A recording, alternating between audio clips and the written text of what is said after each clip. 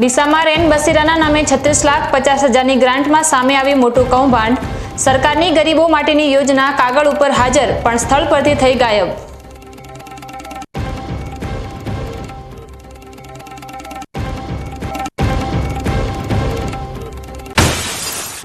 ई-કોમર્સના ધંધામાં પણ ભ્રષ્ટાચારનો પ્રવેશ।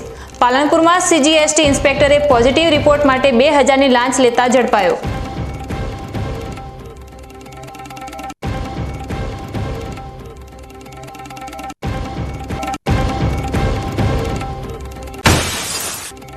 બનાસકાંઠામાં ડિજિટલ ક્રાંતિ ખેતર સુધી।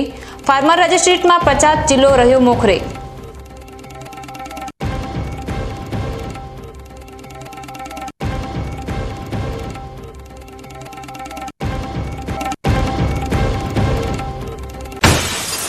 અને સરહદી ગામોની સુરક્ષામાં નવો અધ્યાય। બનાસકાંઠામાં સાયરન સિસ્ટમથી ભયને મળશે વિદાય।